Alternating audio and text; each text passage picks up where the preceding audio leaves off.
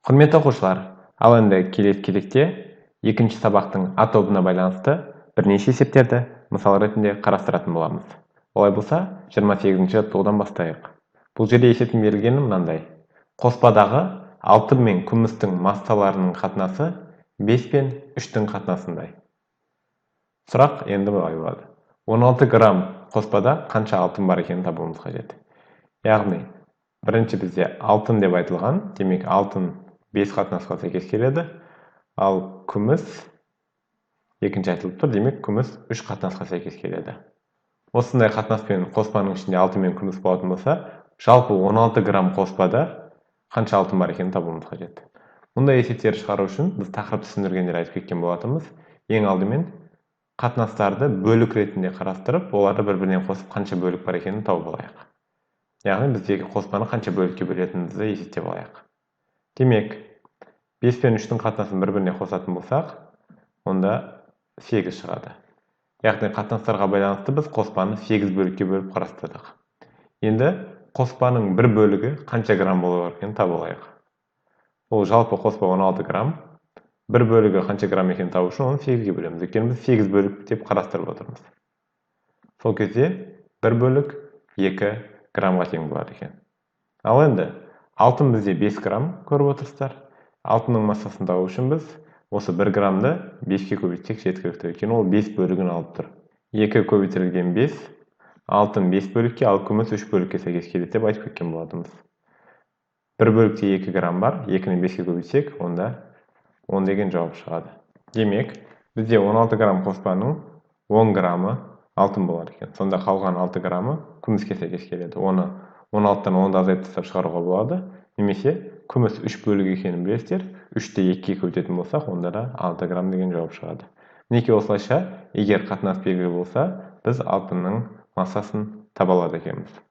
Ал енді келесі кезекте 30-ші жаттығуды қарастырайық. 30-ші жаттығудың берілгені мынандай. 2 коммерсант бірігіп коммерциялық жоба жасады.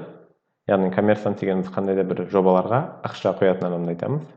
Жобаның жұмысы үшін бірінші коммерсант 17 миллион теңге, ал екінші коммерсант 18 миллион теңге ақша жұмсапты. Коммерсанттар коммерциялық жобаны жүзеге асыру нәтижесінде 10,5 миллион теңге пайда тапты. Енді сұрақ, олар пайданы қалай бөліседі? Бұл жерде әрине салған ақшаларына байланысты бөліседі, яғни бірінші коммерсант 17 миллион, екінші коммерсант 18 миллион ақшата салған. Кім көп ақша салса, ол көбірек ақша алу керек пайдадан. Бірақ нақты қанша ақша алатынын есептеп жазып көрейік. Ол үшін бірінші және екінші коммерсанттардың салған ақшаларын қатынас ретінде жазып көрейік. 17 миллионды мысалы біз 17 деп жазайық, ал 18 миллионды тек қана 18 бен жазып салайық.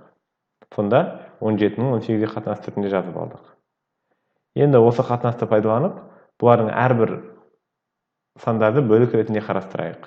Яғни 17 мен 18-ді бір-біріне қосып, коммерсанттардың ақшасын қанша бөлікте тұратынын есептеп шығайық. Яғни біз бұндай есептер шығарған кезде қатынастарды бір-біріне қосып, бөлік ретінде қарастыратынбыз. Бұл жерде 17-ні 18-ге қосатын болсақ, онда 35 шығады. Демек, коммерсанттардың біздегі ақшасын 35 бөлікке бөліп қарастырамыз. Демек, пайдадан да 17 бөлігін, 35 бөліктің 17 бөлігін бірінші коммерсант алады, ал 18 бөлігін екінші коммерсант. Яғни, олар салған ақшаларына байланысты бөліктерін алу керек. Бізде пайда 10,5 миллион болды. Демек, біз қазір 10,5 миллионды ең алдымен 35 бөлікке бөліп жазып алайық. Яғни, бір бөлікте қанша бар екенін тауып алайық. Демек, 10,5 миллионды 35-ке бөліп, бір бөлікте қанша бар екенін тауып аламыз. Яғни, 105-ті 35-ке бөлетін болсақ 3 шығады, ал 10,5-ті 35-ке бөлетін болсақ, онда 0,3 шығады. Демек, коммерсанттардың бір бөлігінің ақшасы 0,3 миллионға тең екен.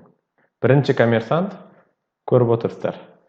17 бөлігін салды, яғни 17 миллионын салды. 35-тің 17 бөлігін бірінші коммерсант салған. Демек, бір бөлік 0,3 миллионды құраса, 17 бөлік қаншаны құрайтынын табу үшін 17-ні бір бөліктің мәніне көбейтуіміз керек. Яғни 0,3 миллионға көбейтсек, бірінші коммерсанттың қанша ақша алатынын тауып алуымызға болады. Яғни бұны бір-біріне көбейтетін болсақ, 17-ні 3-ке көбейтсек 51 болады. Сол үшін 17-ні 0,3-ке көбейтсек, онда 5,1 шығады. Демек, бізде бірінші коммерсант 5,1 миллион теңгені алады. Яғни 10,5 миллион пайда болған болса, соның 5,1 миллион бірінші коммерсант алады. Ал енді екінші коммерсант 18 бөлігін саған ақшаның.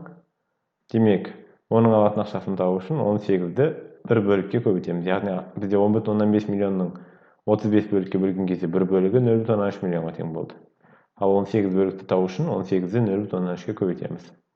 Ол кезде 5,4 шығады. Өйткені 18-ді 3-ке көбейтсек 54 болады.